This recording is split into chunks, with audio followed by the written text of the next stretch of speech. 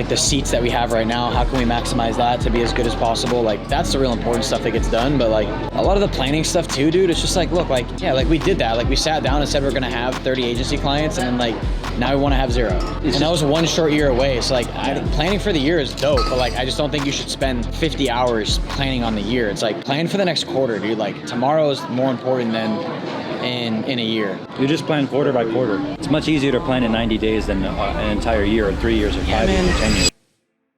So let's just go down the 3 business greats. 3 business greats are basically kind of just like what the three great things that have gone on in the business, and then 1 unexpected great, and then 1 personal great. I guess it's kind of just like wins, right? I think lots of good stuff to celebrate, like with the Testimonials, but there's also some shit that sucked, right? But I think, just putting it very plainly, and I think, you know, the fact that we're all here and we definitely learned a lot. I think this year, I think this was probably the year where I learned the most about business and what not to do, what we do well. And I think where we're at right now is putting us on a very good trajectory for 2024 in terms of what we're going to be accomplishing. Biggest thing was really just analyze the business model and, you know, found out what maybe wasn't working the best, and then made active, you know, measures to change it. I think that's something that's really been like in my head for like literally the last 3 years, is like, is this business model the one that's going to get us to actual scale? And so now that we've really analyzed it and we've had the data, this isn't a guess anymore. With 1 year of data, we've got 3 years of data, thinking that we should probably change some stuff up. It's really awesome to see that all that work is kind of coming to fruition, and it's not a failure. Like seeing what doesn't work is just as important as finding out what does work. For sure, definitely simplified the org chart and attended mastermind as a team too. You know, you guys getting to come to Cole Gordon's event, I think is a big thing. Then also Israel getting to go to his own mastermind. That was sick. In the vault. He loves it. And the vault. And the vault, yeah. Yeah, that one I think was a big one, especially for us moving forward. That was a big learning lesson for me too, because it's one thing for me to learn the information and distill it back to you guys. It's another thing for us to learn it at the same time, and then delegate on what we need to do together.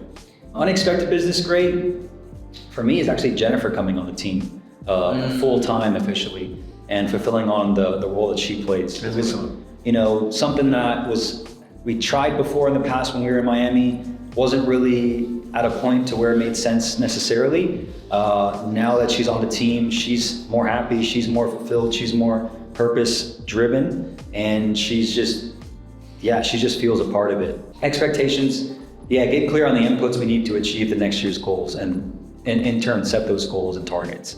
And then leave feeling good about the next steps for sure. So very similar. So this section, I'm going to be bouncing between so what we're basically going to do here is we're going to check to see how close we got to these goals. And as you can see here, we were pretty far off. So I want us to also take lessons from this though, as to why do we think that the prior year was off? Yeah, I think for me personally, it's just, we changed the targets a lot, like multiple times. Yeah, I think that's probably the biggest thing, honestly. We could dive into obviously the specifics of those goals, but we just changed the targets too much, and as a result, we weren't able to achieve those targets. I think if we stuck to them, we probably would have hit them, but I don't know if that would have been a good thing either. So, yeah. Well, I think it's the one thing. I think we were trying to do too many things. Exactly, that's what I was going to say. Yeah. We were just, we went from agency to done with you to back to agency to now hybrid, and like there were probably some iterations along the way there in this, but I think for me it's like, again, it definitely had a lot to do with one, that, and I think also two, the lack of clarity on who was responsible for what. I also think that was a big contributor as well, but I think that problem stemmed from the swapping of everything so frequently. Because, 100%, that's what I think. To me, it's the exact same thing. I was going to say the exact same thing. It's the one thing. I just think we were just too split focused. There are incremental things that we can add, like the mastermind. But again, like we kind of outsource that responsibility to Jennifer. And yes, you are okaying and checking on a lot of those things. But realistically, I think that she kind of just really took the reins on it. I mean, you can tell me differently if she did or didn't. But like, it felt to me that she kind of took the reins on it with your guidance, and was kind of able to take care of all that. So it didn't really distract us.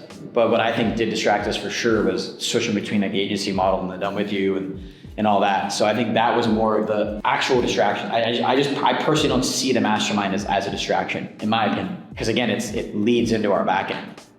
And it also vertically integrates in with our current product by making people more fulfilled.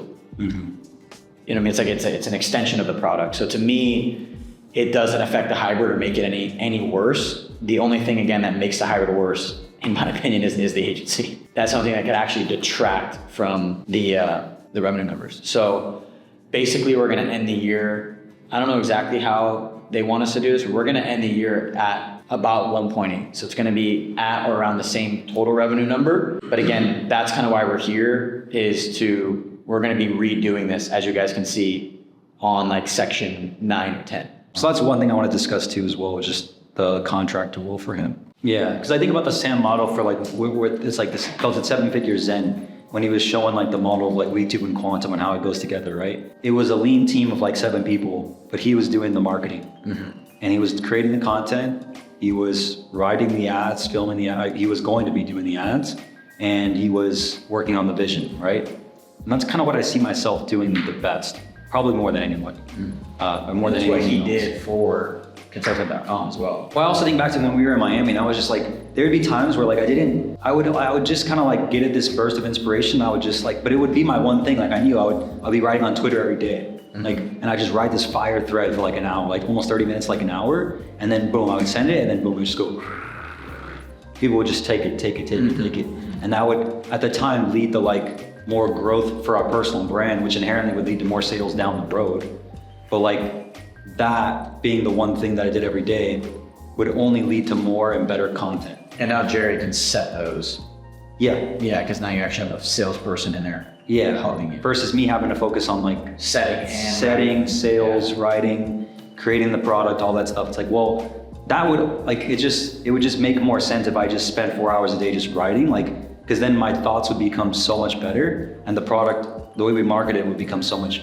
It would like, if it comes back to the question of like the one thing, like, yeah, what's the one thing I can do for the business and in the business that can make, what is it? That can make everything easier, effortless? Or just make it better. Yeah. Just drive the needle. It's like, what's the biggest lever? And that to me just is marketing. Right. It's like, the more we grow the personal brand, the more we grow the marketing, the more my personal brand grows with my content, everything else becomes easier. How do we get more lay down leads? How do we get more people to be on the phone and they're just like, no, like Anthony from the Clips. He's like, yeah, dude, did you watch that sales call? Yeah, he just wanted advice. Like, please stop talking. Yeah. He didn't say that, but what did he say? He was basically something to that effect. He was like, yeah, man, I mean, honestly, I'm ready to buy. Like, Yeah, honestly, ready to buy. he said, I'm ready to send the wire, man. Like, let's just do it. And I was like, great, here you go. So like, how can we get Jerry that, right? You know, not that I kind of want Jerry to be an order taker, to be honest. Like, no, of course. If I was in his position, I would want him to be an order taker. Like, I inherently am an order taker for our company because my marketing was just so good already. People would show up and they'd be like, or it wasn't so good. It was good enough to get them to a point where they would just get on a call with me and they're like, yeah, I'm ready to go. And like, it's what Alex Becker was good at. It's what Sam Ovens was good at. They weren't great at sales. Right. They were great at marketing. Right. So like for me, just selfishly here, speaking out loud, it's like, well, if I don't write, I'm probably not going to be able to achieve the speaking level I want to be one day, because my thoughts won't be fleshed out. I won't be able to create the best content because I won't be writing consistently every single day. I'll be relying on someone else to do that. No, I think what you just said is actually really important. We need to dive deep into that, which is like, we've kind of pigeonholed you into this like sales role, but like I think we really do need to we need to split out sales and marketing. And so all that I can think about now is like, what if we really brought in someone that would just start to, or like a David Dre, right? I'm not saying we get David, but like somebody like David, right? Me, what I'm thinking is like the only other incremental hire that I would ever want right now, I think we can handle fulfillment for like a while, not up to 70 clients a month, but definitely up to 10. So the only thing we need now is just somebody that's really gonna hammer down like the sales process. And it sounds like, again, you are kind of doing that right now with Jerry, but like I would really want somebody that's all they're focused on, and more so that would be like their passion, you know? Because it's not that it's not your passion, but I think that like, yeah, like the one thing that you can really focus on is getting those leads to the sales guys, to the sales team. It sounded like maybe in the past, you were like, yeah, like I wanna run like the sales like boiler room, but like what you're kind of realizing now is like, I don't know if I really wanna run the sales floor. Yeah. Which that's totally fine. Yeah, sales management is like, it's always tough because like my ego's like, yeah, you're just being a little bitch, like just get better at it. Mm-hmm. At the same time, it's like, I do believe we each have our unique strengths and capabilities, and but it's very easy for me to see what he's doing wrong, but it's also like, how do I become better at a coach and a teacher for sales? But it's like, I can only teach him to do what I do so well because it's easy when I'm on the call with him. Because it's me. So here's, and not to interrupt you. No, go. So here's the thing. So you said that he wasn't obviously able to close, so you pulled him out of the closing role. Yeah. Do you think that like he has the potential to be that for adspend.com? Well, no, we definitely put him back in the closing role. Yeah. Yeah, we took him off, we put him back. Yeah. So but the bottleneck is still the sales side because I know definitively with data now, if I get on 3 calls, I'll close 1. So it's like, part of me wants to just get back onto it, just get our goal. We're in the Richard situation. Yeah. Yeah, we're exactly in the Richard spot. How do we transfer the sales process knowledge? The problem I think we've had is that it's hard to transfer the sales process. So that's where for me, it's like, well, my one thing, instead of trying to be sales manager or just sales lead, like, or just closer, why don't I just do better marketing? I think the action step here is, again, just me focusing more on marketing and just being more consistent with that and mastering it. But also that would inherently give him an easier time closing because the marketing's better. However, I would still need to manage him for sure for now. Yeah. And I would just need to pour more coaching into him with other resources and get help with like David Dre to have a weekly guest training potentially or something because he's a friend. Or have Jerry do those daily call reviews with those other people instead and just be the one that's like managing him for the units. Or kind of, again, giving him access to Igor. Yeah. So then he would be doing, because Igor will do call reviews with you. And it's not that he wouldn't do call reviews with Jerry, we just don't have him in the chat. It's like, what would be awesome is, again, if Jerry runs into an objection, he's like, fuck, I could have closed that one. Yeah. He would then go to Igor for the coaching instead of just you. So it's, again, it's outsourcing the purpose of why we have STA and why we have 8-figure board. Yeah, because it's like when Jerry's asking me questions, it's like you're just so good at riffing, Tan. Like you're just so good at riffing off the cuff. That's what I've always said. Yeah, and I'm like, well, it's because it's your company. I just know this. Yeah. Like I just know it, and so it's like it's hard for him to just kind of riff it. Yes. But like that's like but when he like that's the thing that's the hardest thing I'm trying to transfer the knowledge of is like, bro, just read the script, and then I'm like, don't just read the script, dude. Like you don't read the script. Yeah. You're just a fucking robot. Like you're just a salesman that they can tell. I can smell it from a mile away. Yeah. Like I read the script, but I fucking riff the script. Exactly. And so I'm like, you gotta memorize the script so you don't have to read the script. Right. But again, that is the truth. You've had salespeople don't read the script really. Like they have there's a flow. Yes. Like I know the flow, and I'm like, okay, I'm just leading them down this flow, and I'm like, it's just like very clear for me. And again, it's also me, so it's easier. I'm not the best salesperson in the world. It's because they just see my face so many times that I just kind of expect them to buy. Right. And even when they give me objections, sometimes I'm like, I kind of don't really want to work with you. You know, like I kind of give up. I do because I'm like, if it's so hard to get the sale, like probably not. So like again, I'm also admitting my flaws here. Like I need to be better at sales as well, but I don't really want to. I kind of just want to have them close, right. You know? So like that's where I'm saying. I think again the takeaway here is let me get great at marketing by making that the one thing. Exactly. It's always been my one thing, but now it's like after reading that book, I'm like, fuck. Like if I delegate this, I'm never gonna master it. And what that means is I probably won't be able to write a best-selling book, right? I probably won't be able to have that book turn into automatic lead flow for the company. I probably won't be able to have that book be able to speak on stages around the world and make the marketing so much easier and sales so much easier. So it's like, I gotta be writing every day. And if I'm not writing every day, I'm not gonna get mastery level. Yeah, I think that's a huge fucking breakthrough that we just had right there. We're getting to the top of the hour here too. So you guys want to eat? Yeah. Yes, sir.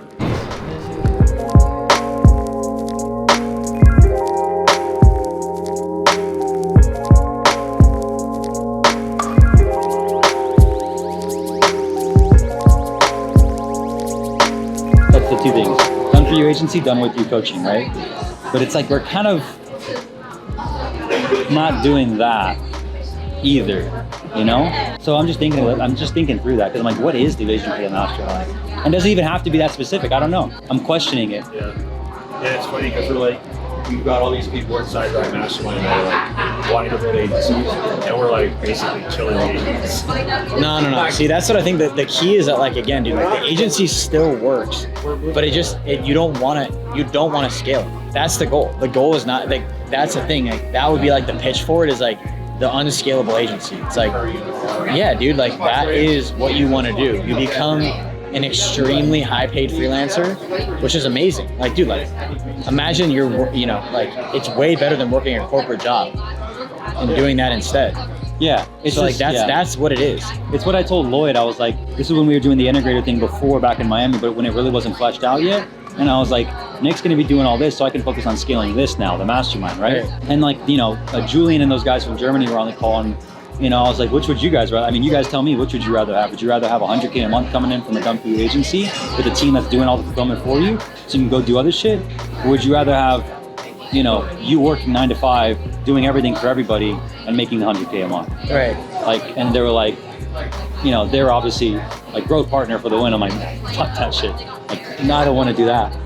They want an option, the latter. They want an option too. They want to face all the profit. Yeah. Yeah, exactly. But at the same time, yeah, I'm they're like, like, dude, I just need to make the money. yeah. That's which is what I've always said. Yeah, but that business is just so hard. Like, it's not even a business. It's just you're a high-paid freelancer. Right. Exactly. You're solopreneur. I agree. That's why I'm thinking through this vision of the mastermind, or where we're going with the goal, because it's changed, right? Like now we're adding these hybrid people in there. Right. And it's like, well, it's kind of going back to scale up, like make 100K a month plus with YouTube ads and use YouTube ads. I take a book a call funnel. So yeah, it's just interesting. Since starting adspend.com, we've grown year over year, and we've done a lot of things wrong, you know?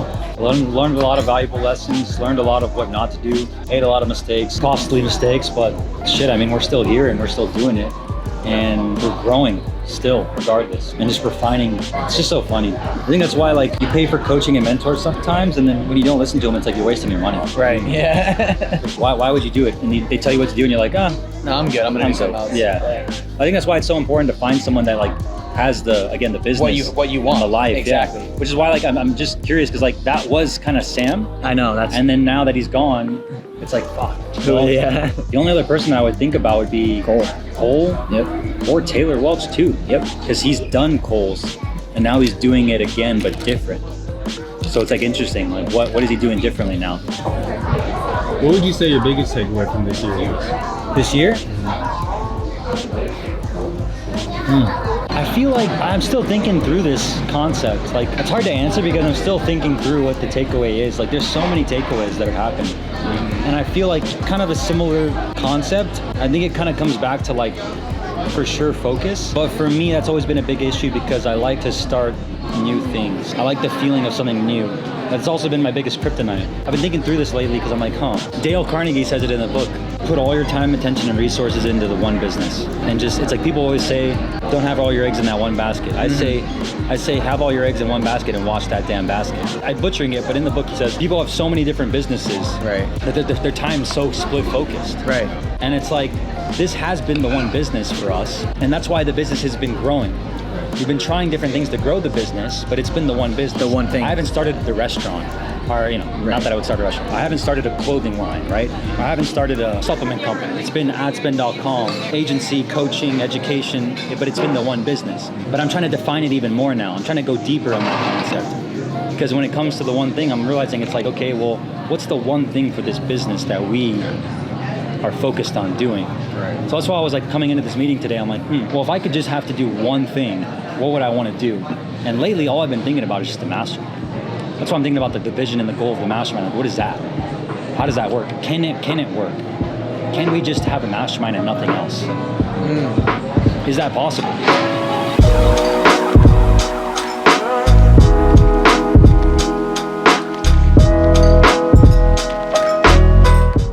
Okay, so now we're just talking about strengths and weaknesses. Like, what are our strengths? People know us, is basically what I want to say. Network? Yeah. No, I think a strong brand. Brand equity.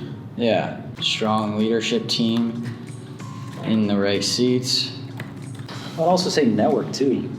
We have a strong network of people that we can talk to, work with, call on.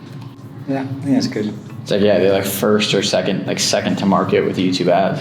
The only other thing I can think of. All right, weaknesses, lack of focus. Yeah, kind of like changing it, or not sticking to the KPIs. I wouldn't even say not having clear KPIs. Would it be that, or would it be not? I don't think we've had like abundantly clear KPIs. I think follow through on some things. What I mean by that is just like the quarterly meeting cadence, like reviewing all this stuff and doing it consistently. But that could also be other parts of the things that we struggle with sometimes. You know, saying we'll do things and sometimes not following through on them. Follow through on direction, probably, right? Yeah. Direction and rocks. Yeah, and rocks. I probably. Yep. Again, we've changed a lot, so like our rocks are always never aligned with. Yeah. You know, but still, it still comes back to follow through, in my opinion. It's also like kind of the business model as well. So like, what are the weaknesses of a done for you, like the done with you business model? Is it like we lose control? So you know what I mean? It's like business model puts more control. I mean, I think one of our. You see what I mean? It's like Yeah. that's also like one of the strengths is also like, which is kind of like profitable business model, which kind of goes in there too. A lot of things are both sides of the coin, right? They're both a strength and a weakness. Puts more control and results on the client. Yeah. I mean, I think also is the OSS, like obviously we're working on paid ads and stuff right now and it's providing some results, but it's definitely not. Well, yeah, I mean, results in terms of leads and calls, maybe, yeah, for sure. Well, definitely for sure, but sales, not yet. Yeah. Definitively not. Well, now that we have the YouTube ads, plus we're gonna have the organic and Yeah. me back on the emails, Yeah. that is the flywheel. Yeah. Like we I'd will, agree, that's yeah. only a matter of time before we just gotta keep optimizing it. Keep going. Yeah. Right. I'd agree. Again, weaknesses of this model. I guess it's just weaknesses in general. Yeah, if a coach, I know it's ironic to say that, but we could be left short-staffed fairly quickly. Yeah. Especially with like that, the knowledge, expertise, knowledge that we all have. No, I actually don't think we have that many weaknesses, if I'm being completely honest with you. Like, I think if somebody came in here, they'd pick us apart. Yeah. I think the problem is we just, one, we haven't thought about it a lot, and I think it's hard to pull out weaknesses when you're in it. yeah, like, I agree, like, to a certain degree, but, like, you can't really, like, look at the revenue numbers and say, like, the only weakness is opportunity cost.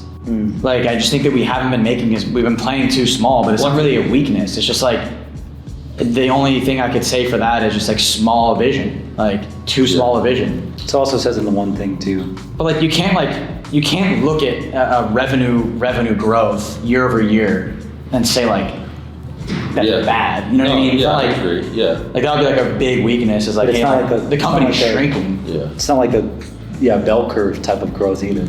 I think maybe like one or two more here, right? Lack of focus, changing direction, not having clear KPIs, follow through on direction and rocks, management of team members and bad leadership. I think that's a big one. Business model puts more control, results on the clients. What? The business model puts control. Oh. Like it's not really a weakness of the company. It is a weakness of the model, I think, compared to done for you, because you have full control. But if you want me to delete it, I can. It kind of be the same thing if it was still the agency though. We'd say business model is so complex, everything's customized. Oh, we got It's more of like a threat, but like it's almost like somebody could like just claim they're a YouTube ads expert now as well and then compete against us. Sure. But I mean, like, you do that with anything. Right. A threat would be more like, in my opinion, like YouTube ads, like something happens with YouTube ads. Like YouTube's take keyword targeting away. No, it's like maybe like YouTube, like, I don't know, premium's a must for YouTube. Mm-hmm. Like then advertising is changed completely. So just at the whim, like Google changes policy. Google changes policy. Google changes policy. FTC changes policy. Yeah, I mean, it's also like we're at risk of also YouTube ads as a business as well. I mean, We know that we could we're pivot. more holistic marketers now, though, versus like just Yeah, but none of our business right. does that. We have to pivot, which we will. We Kind of. will. We are running YouTube, Facebook ads. Yeah. But it's like I think that's a good thing to have there because it's like, well, what happens if this did happen? What would we do? Yeah. Maybe ChatGPT I think more versus of the AI. See, I don't know. See, I'm going to argue against you. I'm going to put AI in our fucking opportunities corner by not being an agency. AI helps a lot more because what we can do is we can help people become a lot more efficient with copywriting. Oh yeah. That's why I wouldn't would even think about that. That's why I would not want to be a copywriter right now. For the weaknesses, I don't know if this makes sense, but I think at times we're more reactive with things versus like being proactive. And what I mean by that is like some of the decisions that we made this past year, I just felt like we were kind of like To making decisions without thinking things through. Yeah, it's just like, yeah, like whether it was the hiring or whether it was the, the pivoting of the offer, it's like we never let things ferment. We're always like, oh yeah, that's it, let's do it. And then we immediately do it maybe to our... Yeah, I also think it was the structure of the company at the time too. Mm-hmm. Yeah. You guys were both kind of fulfilling a little bit more. Yeah. And it was just like, yeah, we're just gonna do it. Yeah. There wasn't any thought to it. Yeah. So again, with a new model, an opportunity is AI automating media buying. Yeah. Makes coaching more valuable as we would know how to do it. And an opportunity is YouTube gaining more popularity. I don't feel Market's like only growing. Yeah. I don't feel like this is anywhere close to where Facebook is at, for sure. They really are the only people. I mean, Sash really isn't even selling that anymore. Sash isn't even in the company. I don't know why I say that, but Yeah, they're just selling the course. yeah, Links Digital isn't even. I mean, they're so much smaller that no one's ever said their course over ours. Like Kind of why I wanted to give it away for free, honestly. just to destroy them. Well, like, just to destroy everybody. Yeah. Like, Yeah. dude, we don't give a fuck about this course because you still need help implementing it. They need the coaching. So you just fucking ascend to the mastermind. Yeah. The only thing is like we could just, I think charging like a criminal amount for like $197 would also be interesting. Low ticket? Yeah, just doing an actual low ticket with it and Just a then low running ticket. ads to it, liquidating the ads, and that way, Gets more leads. yep, we have a shit more leads because a lot of people will start just buying a lower ticket thing and then ascend to the higher ticket stuff. It's just, Josh and I buying the sales memo from Taylor Welch, we had the money to buy traffic and funnels, but we started with the lower ticket thing. I think that's exactly what Taylor would tell us, is have the low ticket lead magnet. Just because somebody pays $39 doesn't mean that's the only thing they can afford. Yeah. They just want to get their feet wet. And it's like, well, if you love this, you're gonna fucking love what I have back here for you. Like, you're gonna love this, dude. You sound like a fucking, like a sleazy set. Yeah, dude, but that's what it was like with Taylor. It was like I would watch his videos and I'd be like, dude, I love what this guy has to say. I can't imagine what it would be like if I paid for him. Shit. So confident too. You know? So confident. I think what Alex doing right now is like he's maximizing on the other side. Like he's getting these people to pay $30K, but then they're just like, what? Yeah. Like, I wasn't worth it. Like, that's fucked up. I'd rather have them join for $2K, us make less money, but then have them leave and go, fuck yeah, that was awesome. Yeah. Like, we have to join. Like, I'm gonna tell everybody to join this. Yeah, it's like they have in-person events, they have weekly calls, they have live trainings where they bring in guest speakers, they have course content that gets updated regularly, and it's all around advertising and agency and working with clients. Yeah. And I get to talk to Brian on a weekly basis if I want. Right. Yeah, it's like that becomes like, again, like that no-brainer. And then once we have so many people to where it's just like, we can't have this many people in here, we have to up the price, then we up the price. But I think that's kind of what Sam's methodology was, is like, I'm gonna deliver, I don't know, I just think it's a different methodology. I'm not like trying to like directly attack somebody right now, but like, it just feels like we should just be focused on providing more value. That's what I'm saying. Yeah, rather than just like trying to charge as much as possible and maximize revenue. Yeah, like Just feel about the customer experience, right? Like I also think about the market, like the amount of people that can afford, like in total revenue, 30K for a product like this. That's a lot. It's a lot of money. It's a lot of money. Yeah. And there's 11 of them that we've sold organically from a list of 7,000, not including like how if you combine all of our audience. I don't know how we would do that. YouTube plus Twitter plus email plus this and that, Facebook audiences, whatever. Let's say it's 30,000 people, right? 11 people so far have bought. Now we haven't promoted it every single day for 3 months straight, which is where I think maybe we could have maximized it to at least get to 25 people, right? But still, that's like 2% of them, 1%, 2% of the people, maybe if that. But the majority, that's why I was thinking about the offer earlier about the mastermind. I'm like, well, if it was just 15K for the year, that'd be hard to say no to. You can get 1,000 people in that, realistically 1,000 people. So it's like... See, I mean, if we had 1,000 people at 15K, and like that was just our rock, that's 15 million. I don't know why I had to do fucking calculator for that, but that's $15 million. So if that's just our goal, that we want to have 1,000 people in there, I don't think there's any reason we couldn't make that like just like our main rock and our main vision, Yeah, I just always think about the product. Like, how can we make the product the best? And the way I think about the product is like, it's one thing to get, like, we got to give them the result for sure. Well, what's the result we're giving them? And then how do we keep them to stay? Like, that's what we're trying to do is like, I don't want to just get someone the result and then they dip. Like, for sure, if they want to Because dip. it feels kind of shitty that you see her left. Like, the fact that I didn't even know that he left, like, sucks, right? Like, Yeah. It would have been nice if I was like, oh yeah, you see her left, like that sucks. So what can we do to keep him? Like, it should be to get them. We want to get them on one time, provide them, you know, or not even get them on one time. It's just continuously provide them with, like, why haven't we left the boardroom? Like, we haven't left the boardroom because we get to keep going to in-person events, which is why we want to keep doing in-person events. And then because we like being a part of that community and like we like joining onto the calls and talking to Cole and being able to talk to him. Yeah. So it's pretty clear, like It's led to business. Yeah. It's led to more brand growth. Yeah, like it's why we, like with Sam, like paid 36 grand, partnership came from it. Right. Tons of sales came from it. That was Like we easily 2 or 3x that investment. No, not 2 or 3x, like 10x that investment. I think 15 or 20x that investment, minimum. So it's like, how can we do that for our clients? That's what I think about. Is like when you charge 30 grand, you got to get them a 300K solution. Right. You got to 10x their investment. Right. Where it's like when Brandon Carter pays it, like when people are paying us 10K a month, Sarah Turner and Brandon Carter are making 100 grand a month from the YouTube ads. And again, I'm not against charging high ticket, but like we found with the You gotta get agency, active 15K a month, like the LTV dropped tremendously when we increased the pricing.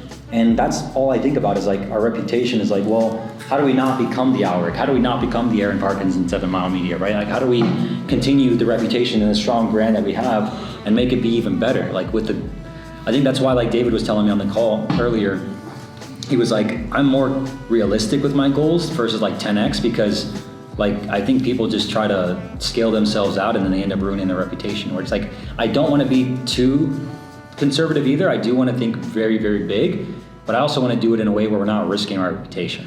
As much as we possibly can. Yeah, and also like all you have to do is change the targets with your scale. Yeah. Right? That's it. You just have to say, well, now we just, instead of having 10 clients at, you know, $150,000 a month, we just need 1,000 clients at $15K a month. You see what I mean? So it's just like all about changing the scale and touching and impacting more people's lives. I'm getting it right now.